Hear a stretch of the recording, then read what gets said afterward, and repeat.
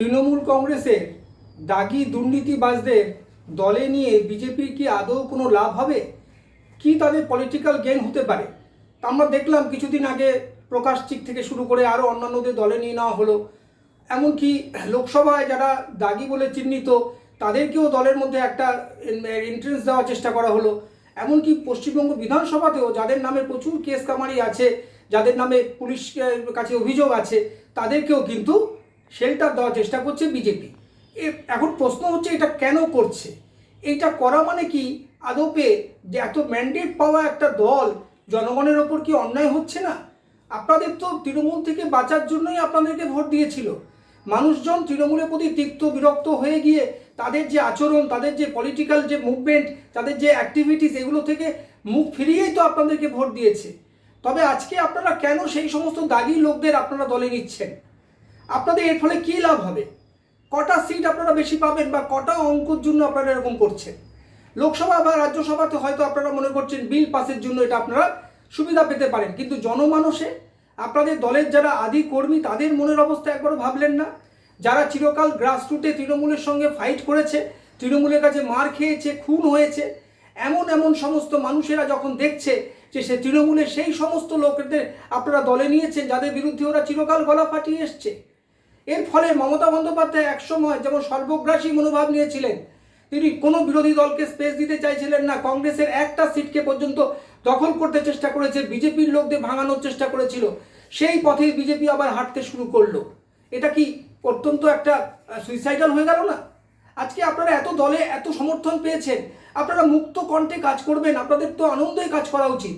আপনারা বরং আরও নির্দিষ্ট করে যদি স্পষ্ট এরকম বার্তা দিতে পারতেন, না তৃণমূলের কোনো দুর্নীতিবাজদের আমাদের দলে নেব না। একসময় প্রকাশ চিকের বিরুদ্ধে সুকান্ত মজুমদার যে বাজে বাজে কথা বলেছিল, তার বিরুদ্ধে একেবারে যে অভিযোগের তীর শানিয়েছিল, আজকে তাকেই দলে নেওয়া হচ্ছে। এটা কি অত্যন্ত একটা বাজে বার্তা যাচ্ছে না মানুষের কাছে? এখন হয়তো সবে জিতে এসছেন, এইটা হয়তো আপনারা বুঝতে পারবেন না, কিন্তু দেখুন পলিটিক্স এমন একটা বিষয় প্রত্যেক দিন একটু একটু করে বদলাতে থাকে। যে মানুষটা মমতা বন্দ্যোপাধ্যায়কে 15 বছর ক্ষমতায় রেখেছিল, এক নিমেষে তাকে ছুঁড়ে ফেলে দিতে কিন্তু দ্বিধা করেনি। বিজেপিকে বেছে নেওয়ার কারণই ছিল মমতার প্রতি একবারে বীতশ্রদ্ধ হয়ে যাওয়া যে সমস্ত পাবলিক, তারাই বিজেপিকে বেছে নিয়েছে। কিন্তু আজকে আপনারা সেই বিরোধী দলের অর্থাৎ সেই তৃণমূল কংগ্রেসের একেবারে দাগি লোকদের দলে নিয়ে কোথাও কি এই বার্তা যাচ্ছে না যে যদি আজকে আমি দুর্নীতিবাজ হই, আমি যদি বিজেপিতে চলে যাই, তাহলে বোধহয় আমার সাত খুন মাফ হয়ে যাবে? এরকম একটা মেসেজ বা বার্তা কিন্তু মানুষের মনে বা রাজনৈতিক দলের মধ্যে চলে যাচ্ছে। তাই ফলে অনেকেই আছে যারা একেবারে ব্ল্যাকলিস্টেড, তারা কিন্তু বিজেপিতে নাম লেখাতে চেষ্টা করবে। এর ফলে আপনাদের বেনজল ঢুকে যাবে দলের মধ্যে প্রচুর পরিমাণে, অলরেডি ঢুকে গেছে তাদের। ফলে এটা কিন্তু তারা যে বাজে বাজে কাজ করবে, এর ফলে বদনাম হবে কিন্তু বিজেপির। ফলে যে সুনাম নিয়ে আপনারা ক্ষমতায় এসেছেন, এত ম্যান্ডেট নিয়ে আপনারা ক্ষমতায় এসেছেন, 5 বছর 10 বছর যতদিন মানুষ চায় আপনারা কাজ করে যেতে পারতেন, কিন্তু এই সমস্ত কারণগুলোতে পলিটিক্যাল লাভ কিন্তু খুব একটা হবে বলে মনে হয় না।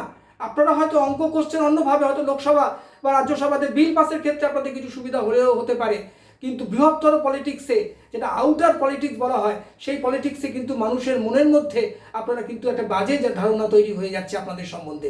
তারা মনে করছে যে বিজেপি এতদিন ধরে বলে এলো তৃণমূলের ওই সমস্ত লোকদের, দুর্নীতিবাজদের বিরুদ্ধে পুলিশি ব্যবস্থা হবে, আইনি আদালত হবে, জেনে পড়া হবে, আজকে তাদেরই যদি দলে শেল্টার দেওয়ার চেষ্টা করা হয়, তবে তো মানুষের মধ্যে একটা কনফিউশন তৈরি হয়ে যাবে। তাহলে বিজেপি আসলে কার পক্ষে? বিজেপি কি দুর্নীতির পক্ষে নাকি দুর্নীতির বিরুদ্ধে? তাহলে এরকম ধরনের আচরণ করার ফলে কিন্তু মানুষের মনে, বিশেষ করে বিজেপি যারা আদি কর্মী, যারা একেবারে আরএসএস পন্থী, যারা প্রথম দিন থেকে মার খেয়ে একেবারে এই দলটাকে কামড়ে পড়ে করেছে, তাদের কিন্তু ভাবাবেগে আঘাত লাগতে পারে। সুতরাং আগামী দিনে আমার মনে হয় বিজেপি নেতারা নিশ্চয়ই সজাগ থাকবেন। যে সমস্ত দুর্নীতিবাজদের আপনারা দলে নিলেন, তারা যদি দুর্নীতির কাজকর্ম চালিয়ে যায়, তবে কিন্তু তার ভাগিদার শুধু তৃণমূল কংগ্রেস হবে না, আপনাদেরও সে ভাগিদার হতে হবে। নমস্কার। আমাদের ভিডিও ভালো লাগলে লাইক ও শেয়ার করুন, কমেন্ট সেকশনে গিয়ে জানান আপনাদের মতামত। আরও ভিডিও পেতে চ্যানেলকে সাবস্ক্রাইব করুন। প্রতি মুহূর্তে খবরের আপডেট পেতে প্রেস করুন বেল আইকন।